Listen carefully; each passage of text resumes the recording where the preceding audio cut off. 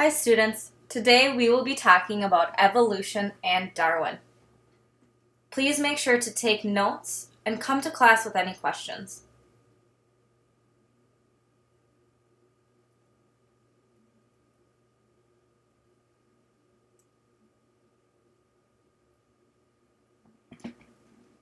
Evolution is the processes that have transformed life on Earth from its earliest forms to the vast diversity that characterizes it today.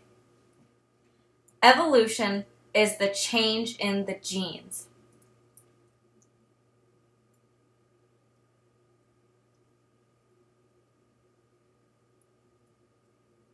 First, we need to talk about some of the old theories of evolution. In the early 1800s, John Lamarck proposed the inheritance of acquired characteristics. He proposed that using or not using its body parts, an individual tends to develop certain characteristics. Those characteristics would be passed on to the offspring.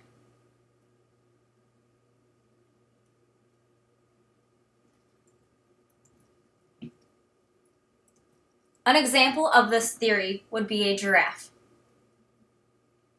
Lamarck thought that giraffes acquired their long necks because their ancestors stretched their necks higher and higher to reach the leaves at the top of the trees. He then proposed that the animals with the long necks survived long enough to pass on the lengthed neck to their offspring.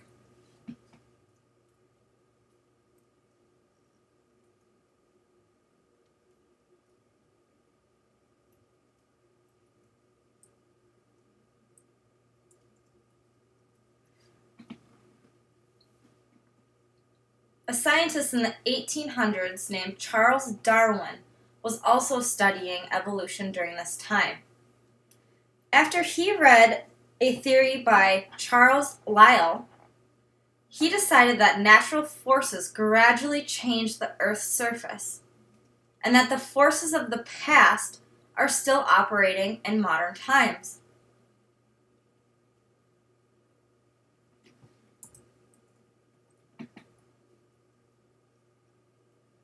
In 1831, Charles Darwin set sail on the HMS Beagle. He was coming from Europe to survey the South Seas. He spent the majority of his time on South America and in the Galapagos Islands. He collected plants and animals.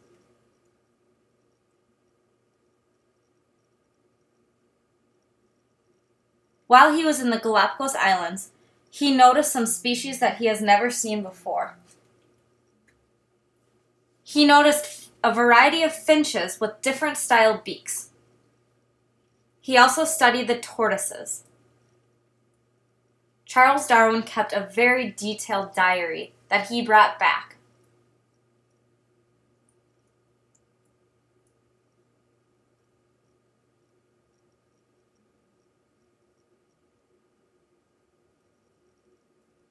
In 1859, Charles Darwin wrote a very, very important book.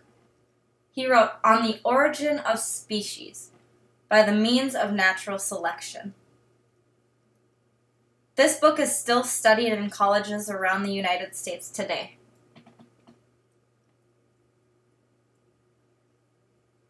The two main points that Charles Darwin made in this book were that species were not created in their present form, but evolved from ancestral species. The proposed mechanism for evolution was deemed natural selection.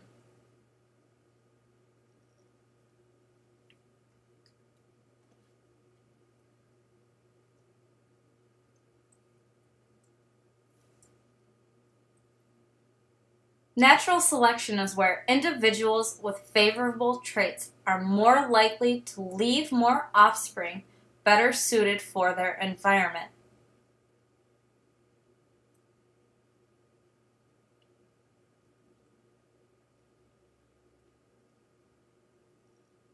This is also known as differential reproduction.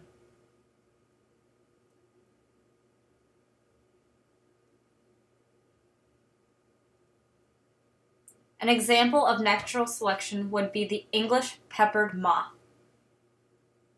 We will be doing a lab in the computer lab having to do with the peppered moth. This lab will also cover predator-prey.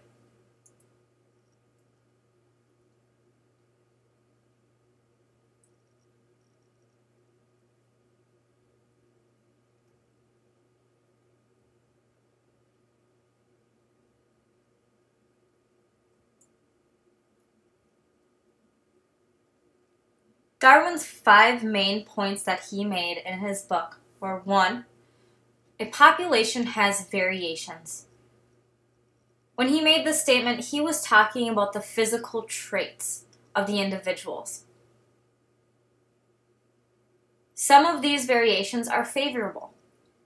For example, depending on the environment, certain physical traits would be more favorable over other traits. Darwin also noted that more offspring are produced than actually survive. A frog might have 100 offspring, but only a select few survive. Of those offspring that survive, they more than likely have favorable traits. The last point that Darwin made was a population will change over time.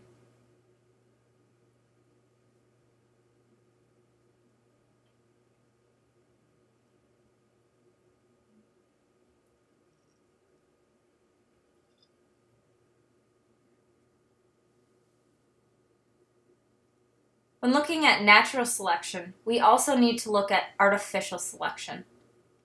Artificial selection is the selective breeding that man selects certain traits for. An example of this would be the domesticated dog.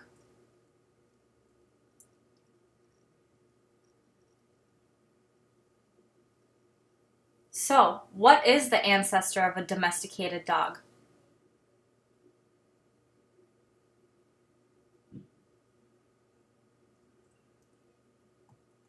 The answer is the wolf.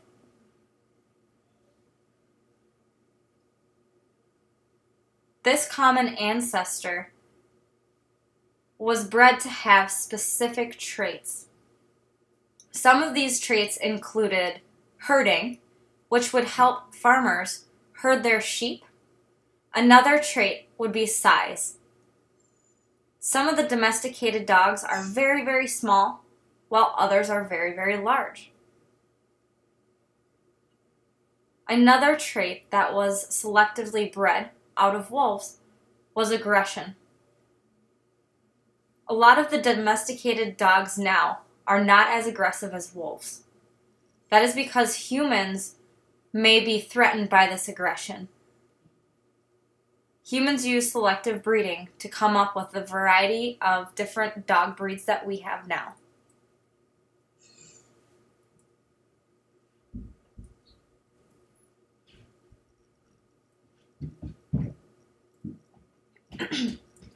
Evidence of evolution. Biogeography. Biogeography is the geographical distribution of species. Fossil record. Scientists look at the fossil records very similar to what you did with the organisms on the cladograms.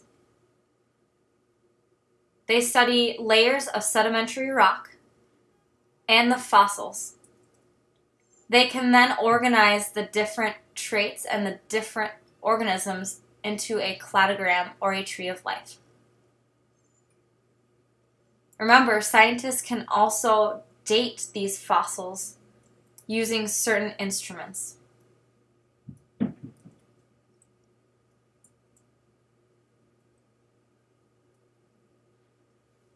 The third evidence of evolution is taxonomy. This is how scientists classify different types of life forms.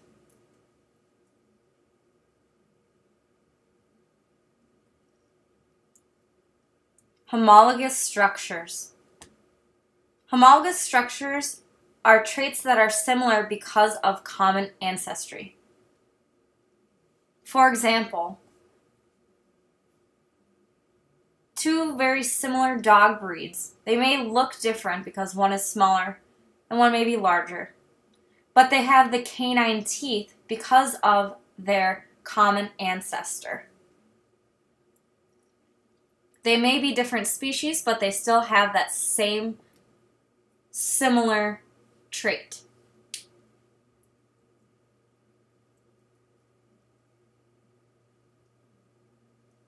Another thing that scientists look at is embryos.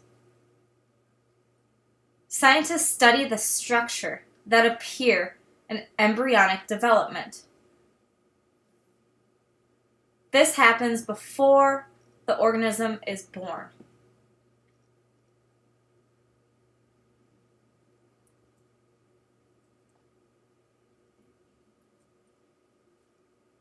One of the last evidences of evolution is molecular biology. Scientists study the DNA and the proteins of different ancestors and different organisms.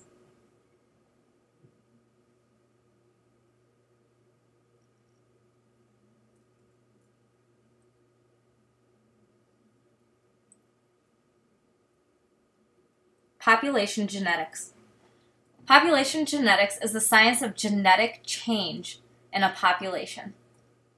This is where scientists study certain populations and study the genes of all of the individuals.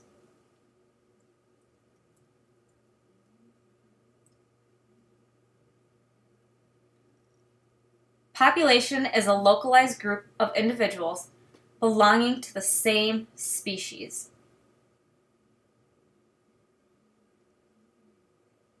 A population would be in the same area, such as the population of Holdingford.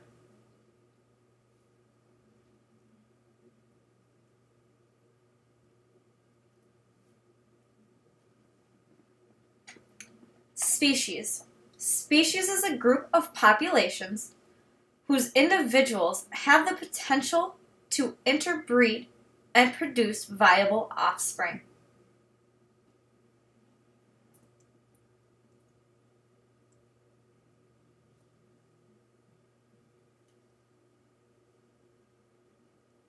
Gene pool. Gene pool is the total collection of genes in a population at any one time. This is talking about all of the different genotypes in a selected amount of people or organisms.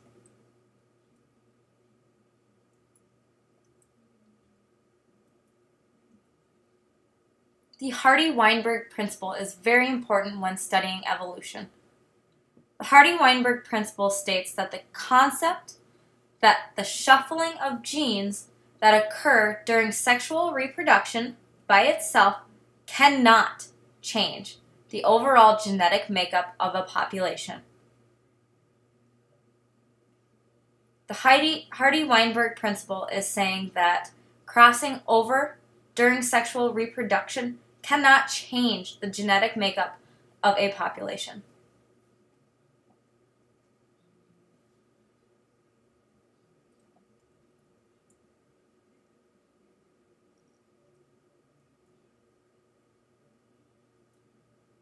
This principle can only happen if the 5 of the following conditions are met. There is a very large population. This large population is isolated from any other populations. There are no net mutations in the DNA. There must be random mating.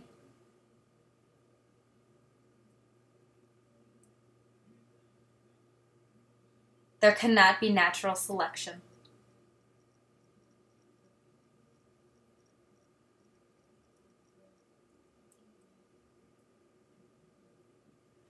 If the Hardy-Weinberg principle is met, the population is at an equilibrium and evolution will not take place.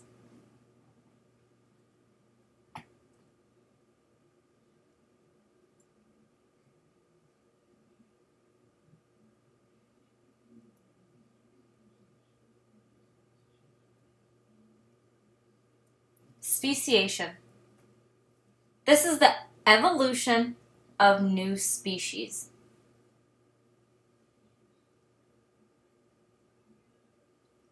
When you look at a cladogram, you can see speciation occurring, where one branch separates two different species.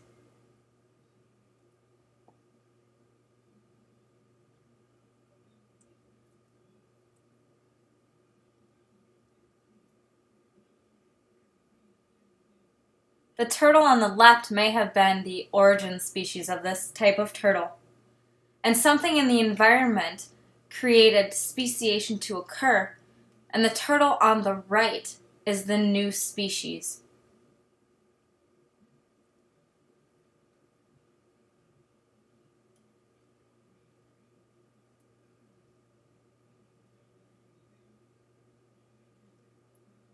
Reproductive barriers. Some students have asked me, if humans could mate with a bird, could we maybe have some type of human with wings that could fly?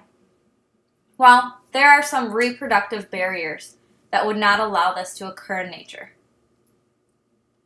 So a reproductive barrier is any mechanism that impedes two species from producing fertile and or viable hybrid offspring.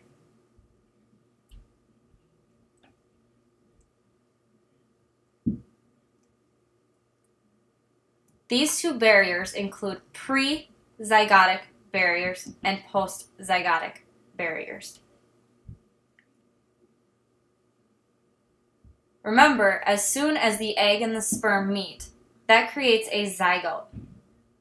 One of the barriers occurs before the sperm and the egg meet. That is the pre-zygotic barrier. The post-zygotic barrier is once the zygote forms, but something happens where the offspring are not viable.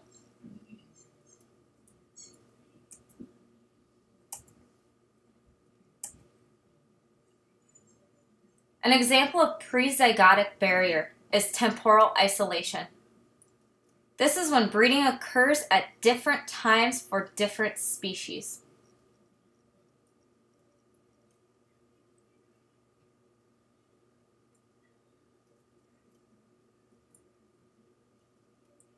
Another example of pre-zygotic barrier is habitat isolation. This simply means that two species are in different habitats. They're in different areas.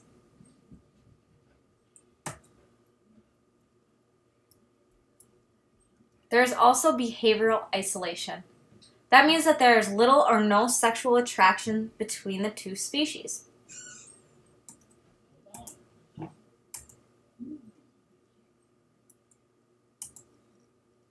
There's also something called mechanical isolation. That means there are structural differences that prevent gamete exchange. The two species physically cannot mate.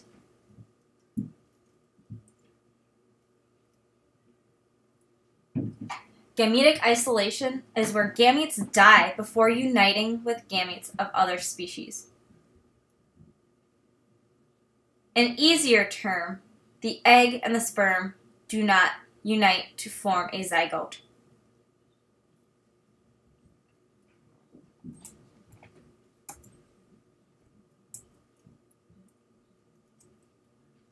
An example of post-zygotic barriers would be hybrid and viability. This means that the zygotes form, but they fail to develop. Hybrid sterility. Hybrids fail to produce functional gametes. That means the egg or the sperm do not function correctly.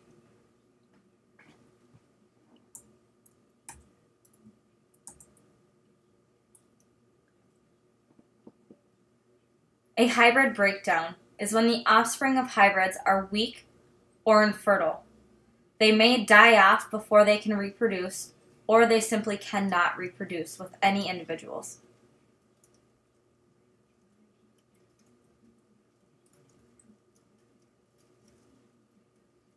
Allopatric speciation.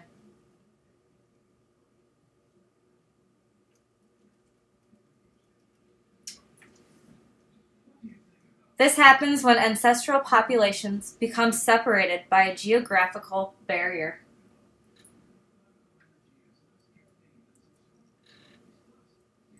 An example of this would be the Grand Canyon and ground squirrels.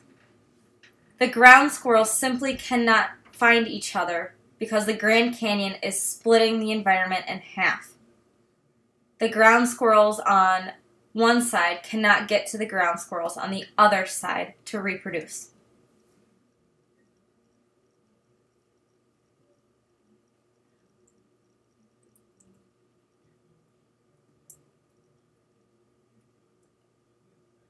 Adaptive radiation. This is the emergence of numerous species from a common ancestor introduced to new and diverse environments. This would be an example of Darwin's finches. They came from a common ancestor, but depending on what island they had, these environments had different sources of food.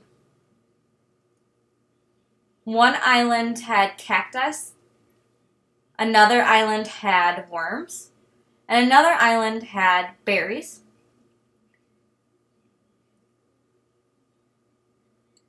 As these individuals separated, their beaks became very, very important when trying to find food. The species that needed to get into the cactus to get nourishment from the inside needed very, very thin, long beaks. So, as the species started to become a little bit more different, the birds with the longer beaks would live longer, and they would reproduce more often, having more offspring. And their offspring that had the long beaks would live longer, reproduce more, and pass on their traits to their offspring.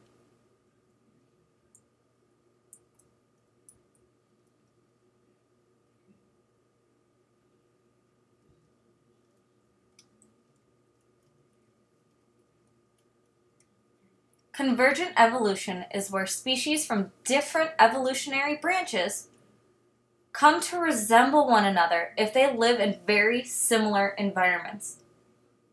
An example of this would be a dolphin and a shark. A shark is a fish and a dolphin is a mammal, but they look very, very similar to each other because they live in similar environments.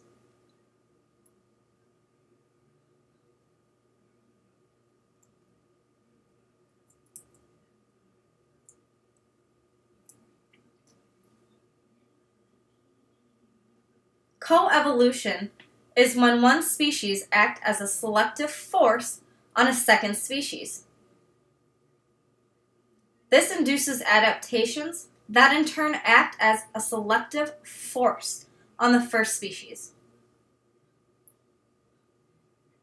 These species live in the same environment, and they influence how each other change.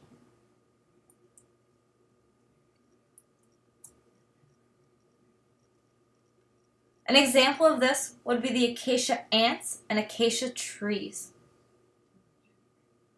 Acacia ants are extremely violent ants. They are very, very protective, and they only eat the acacia tree leaves. These ants need the acacia tree leaves to survive. If any other organism tries to eat any of the leaves on the acacia tree, these ants will attack and kill any species. Together, the ants and the trees have their own way of working together. they will eventually change, and the selective force is that food and that need for protection. The ants need the trees for food. The trees need the ants for protection.